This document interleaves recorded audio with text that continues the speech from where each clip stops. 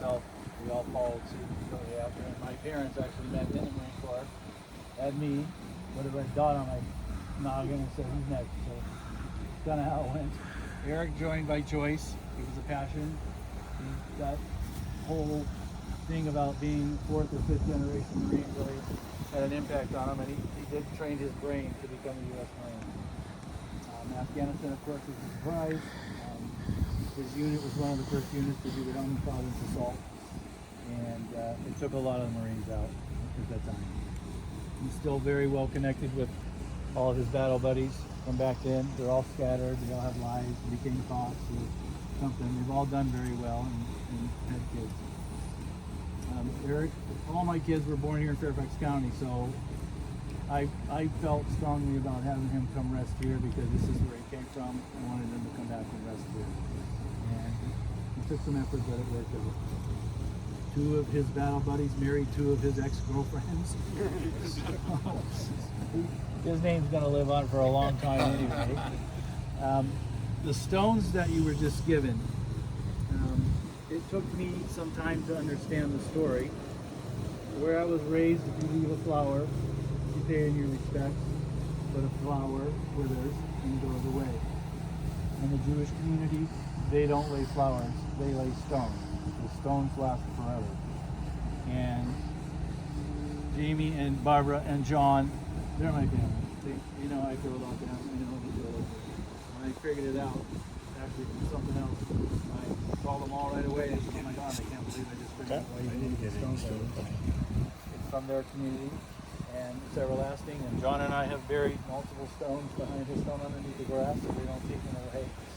So they're always here. There's quite a few things. There's Iwo sand here, and I won't tell you all the other stuff that's probably here. He's had a few shots of me and a few bush beers here. There's been a nice launch here and hanging out. He knows his papa's watching out for him, and I know he's watching out for him. But we lost a lot. So you were given my beautiful friends, Jeff and Linda Fisher. Jeff's here today.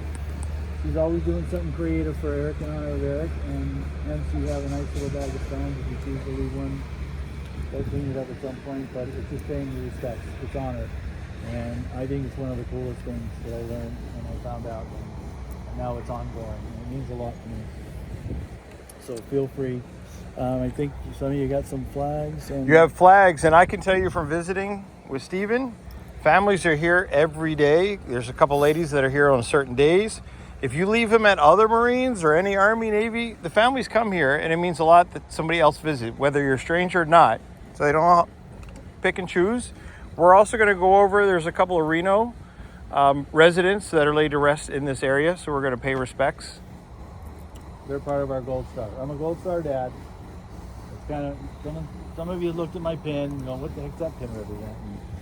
I lost my Gold Star, so instead of getting a new one, I just went and got a tattoo. Anyway, you know where the Khan's family? Pardon me? Khan? We can look it up on the app. And I can tell you, whether you noticed it or not, at Mission Barbecue, all the pictures were there. We didn't point out that Eric's picture was there until you heard Eric and Stephen's story, but he was there at dinner. He was one of the first pictures on the wall when they dedicated a space for us a couple years ago. So Don has been great about sending a fallen hero pretty much every time we come. Eric? Jeff. A little satchel? Yeah, I got